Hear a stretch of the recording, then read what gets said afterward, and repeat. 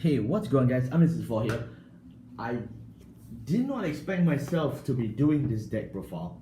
Seriously, like I did my Brandt deck profile back in many months back, and I thought, Brandt, fun deck, but it's done and dusted, Then came Vbt08, no Brandt support, no Cyber Dragon support, and I was like, damn, we really got gutted this set, there's no Brandt. And then the tournament results come out from Japan from its opening weekend, and for God's sake, there's a 5% Brandt representation of top 8s.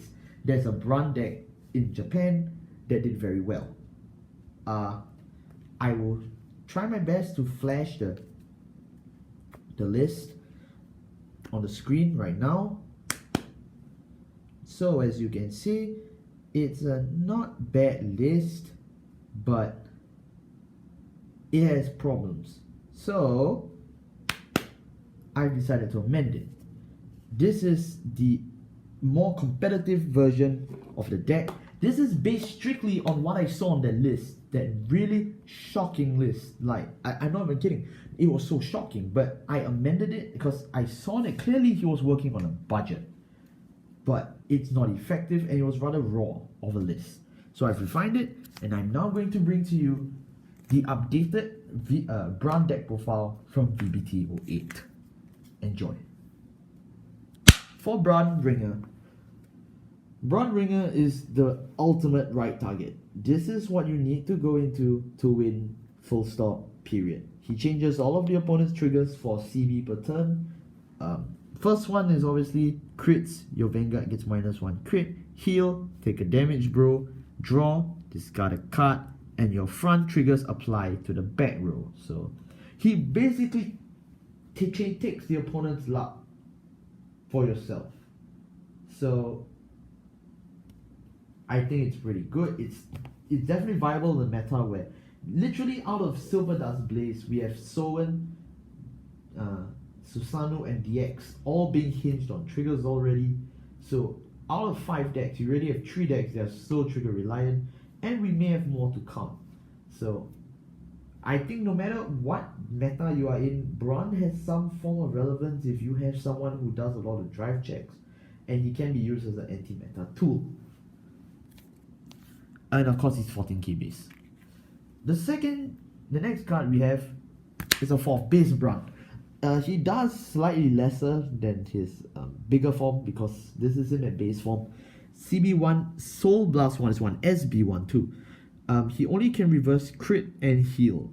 But then again, as a first ride, this already brings a lot of tempo. Even before Alter Ego Messiah, Harmonix Messiah builds were already bringing this in because they just needed a first ride. And I think Brandt is still relevant as a good Link Joker first ride. Of course, if you're playing Messiah, just go into Messiah. You don't even need to talk about it. But if you're just not playing Messiah and you just need another first ride for Link Joker, here, I recommend Brandt. He's good enough. We play 3 copies of Decay Automatal. Now, Decay Automatal is something you should not be riding into. If you ride into him, consider it your loss, okay? Let's put it that way. He is strictly used as rearguard and as a complement to Brandt. And let me show you why. He has 10k power during your turn. Not during your turn. He has passively 10k power on a rearguard. So he's forever at 23k, which is insane, and he gives your opponent +1 drive. Why? Well, the third drive of your opponent, when he does any third drive or higher, the third drive check higher this turn, it goes into the drop zone. If you see where I'm going, this is very good against DX. DX can do more than 2 drives a turn. Instantly, you can force him to mill the third drive and greater. Secondly, the fact that this card gives the opponent +1 drive, whenever the opponent attacks, he has to do an extra drive check. So if this is again DX, he's getting an extra drive check per turn. Ooh, that's pretty good. But he has to mill those cards, and that sucks. And then there's Brandt's trigger reversal effect. So we're basically getting DX to dig his own grave. But then again, it's not all just about DX.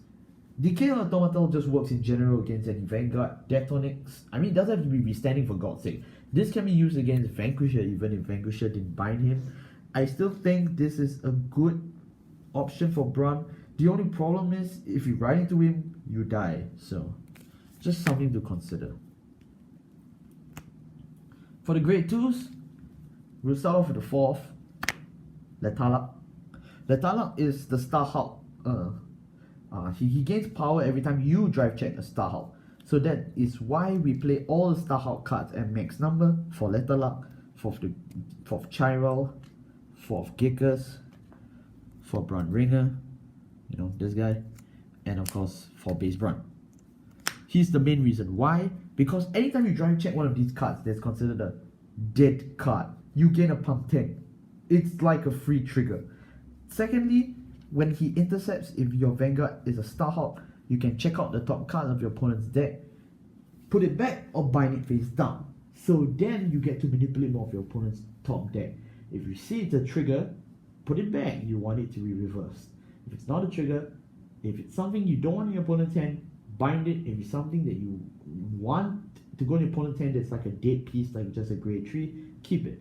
Just manipulate your opponent's deck. This is more of a skill opener because it needs your own skill and discretion for it to be well used.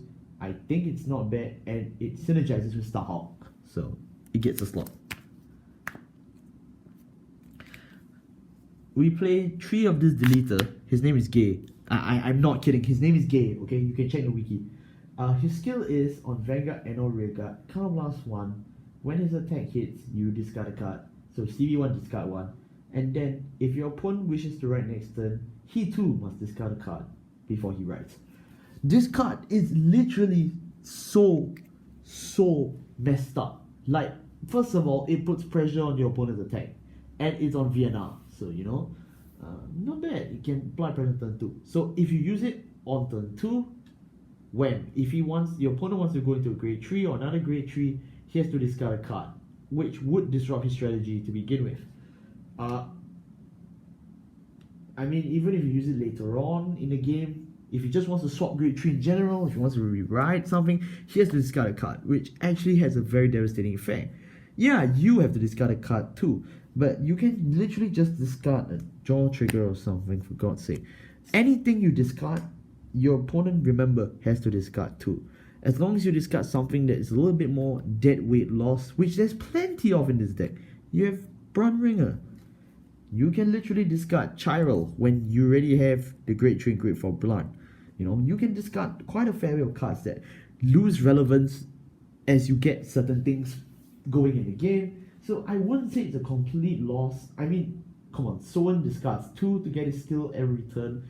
Discarding once per 3 to 4 turns, or if not none at all, if you never see K, it's really weird. I was never a big fan of playing this card in Brandt. I didn't think it was that great of a removal tool until, like I said, that list popped up and I decided to try it, and it worked pretty well. So I'm here to advocate it. 3 Swift Deleter Gyali. Gyali's skill, when he's placed on Rearguard, if you have more Rearguards than your opponent, he gains 4 onto the end of turn. So he's a 14k for a turn. That's not that bad. Second skill on Vanguard and on Rearguard, when his attack hits, so blast 1. Bind of your opponent's Rearguards face down. If not, you draw. Either scenario is really good. If he has a Rearguard, yeet, it's gone. You just got yourself spot removal. If not, you draw, which is obviously good in Brandt. You need the draw. It's on hit, so it applies pressure. You may be denied this effect if your opponent guards, but then again, if your opponent guards in the early game, you still get something because you're forcing him to drop stuff. In the late game, this kind of loses relevance, but you just have to see what you get. You can still use it to a relative degree as a 14k attacker, but with Brandt reversing all your opponent's triggers, anything can become a threat, because if you open and get a trigger, if your opponent opens and get a trigger, he's minusing even more, so he has to keep that in consideration. For the great ones, the great ones, we play 4 Gigas. Gigas is, oh sorry, screen can't capture it. 4 Gigas. He has 2 skills. First of all, after he's used for attack as a Guardian card and that did not hit, you can counterblast 1 and call him to a side of the field as an open Rearguard. We don't use this skill often, or if not at all. As a Starhulk player, I can tell you I've only used this skill once out of like 73 matches. You can use it to call him into a spot that your opponent may want empty, or if you seriously need a booster in the next turn, you may call him to your own side. This can also disrupt stuff like Blade Master. Since Blade Master needs an empty board, come +1, wham, free rear guard, you lose your effects. Or Detonix, or stuff that just needs empty spots. You can use this as a disruption tool, but you don't really use it for the fact of the superior call. It's not really worth that counterblast much. The second skill is when he is placed, activated once per turn, Soul Blast 1 Starhulk Ruri. Ruri is our starter. So that means you can only use this skill once. But I think once is good enough, because you get to look at the top card of your opponent's deck and bind it face down or keep it back on top. I mean, it's not like you would get to see so many kickers that you can get to use this skill more than once. Most of the time, you're using it as a guardian or just, other stuff, or you just don't see him at all, so you never get to see all four. Even so, the fact you get to use it once already can change the tempo of the game quite well, especially if you're playing Brandt. And he's a Starhulk, so he helps level up. We play for Chirel. Chirel is good for Starhulks, and he's also the excuse Starhulk players use on why we don't buy Lady Bella of the Dwarf Star, the Great Tree Searcher, because the skill is CB1, open the top 4 cards of your deck, add a grade 2 or higher Starhulk card, put the rest in the drop zone.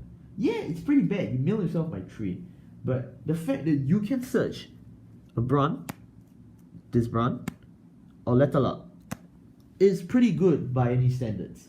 Of course, you can whiff, you may end up just placing 4 cards in the drop zone. So, like I said, it's not the world's strongest card, but it can help to a degree. And the fact that you play so many of these, you have a high chance of getting something. You're not always going to walk away empty-handed. Like I said, you only need to use him to really guarantee your grade 4 and grade 3 Brandts. He helps a lot in terms of making sure that Brandt, the grade 3, is your first right. So that really helps to a degree, I'm not gonna lie. But other than that, you don't really need to use him every game. There are times where you just call him as an 8k booster, times you just throw him away shield, PG. So he's not a must use, but he is good in making sure that your deck has some form of consistency. And he's a Starhulk, so he helps level up. The next card is the most confusing card in the list, but I was happy that he made an appearance on this winners list, so I just had to try him out, and he is not that bad. It is this guy. I completely forgot his name, so if you know his name, PM, write it down in the comment section below. I'll thank you for it. Alright, his skill is that whenever you or your opponent searches their deck for a card, they are required to Soul Blast 1 as well, unless they have no Soul Blast. Even if they do not have Soul Blast, they are allowed to search. Why is this card so good? A lot of reasons. First of all, Brandt does not play a searcher, so we are not affected by this. Secondly, this does not apply to top 5, top 7 searchers, so you don't get to use this when your opponent plays the Great Tree Searcher or if it plays stuff like Igni Road. However, searches the deck is still a relatively common key term. Just looking at Vbt08 alone, we have Sinbuster that searches the deck. We have Dragon Overlord Decross that searches the deck. If you want to be talking about Blade Master, we have Doha who searches the deck. So searches the deck is still a relatively common term. I mean, hell, if you're playing against MLB, the whole thing searches the deck. So he gains more and more relevance, and you just need to make sure that your opponent's soul can be drained away. Is this a very cool key disruption card? Not that much, because if your opponent doesn't even play any searches, he loses relevance. But based on the meta and based on the current matchups, he is not that bad still, and I would still recommend him as a disruption tool. I mean, Link Joker has had other disruption tools in the past in terms of grade 1s, but I feel that he's a little bit better in terms of all of them as a whole, and also because he appeared on the winners list, so that's why he's here. But in terms of that as a whole, I don't think he's that bad. I still think he'll make the cut. I'm playing him at 4, but if you want to play other tech cards of Link Joker, you can feel free to cut this guy. This guy can be reduced in number or just removed completely from your deck if you don't like him, but I still think he's pretty cool.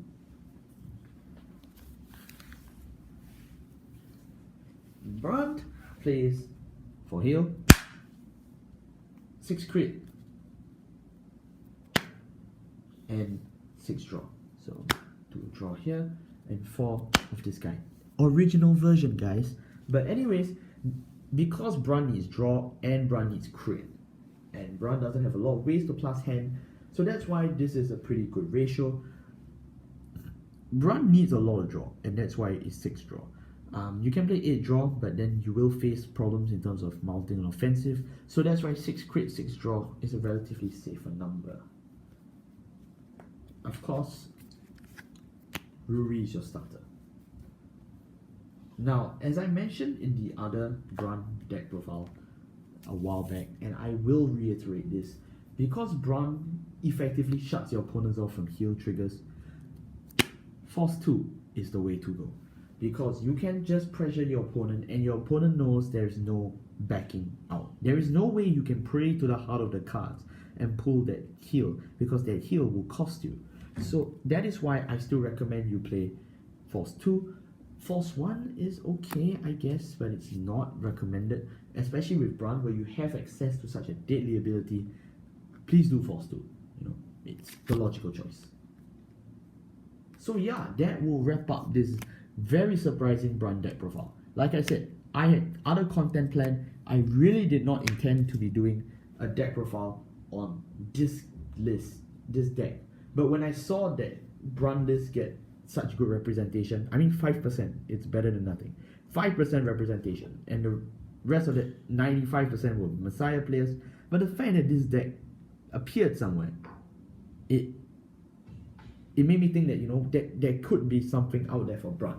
Is this the next meta deck? No, by no means. But is this a fun deck? Absolutely. Oh, my camera's dropping. Absolutely.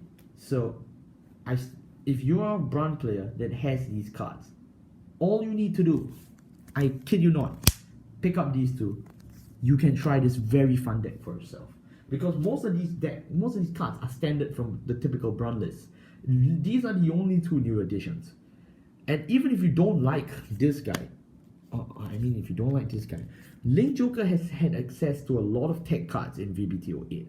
These 2 are just the ones that appear the most because they are more uniformly used and they are more, well, I would say stronger. But if you have other Link Joker tech cards that you want to try out, Brandt is the best deck to try them out in. You can't try them in Messiah because Messiah already has its own fixed standard good list. You can't try them outside the Dragons because they don't have the restriction list. You can use them in Deleter, but why? I mean, you can, but yeah, you can use them in Deleter, and you can use them in Brandt, which is exactly what that guy did on that tournament winning list.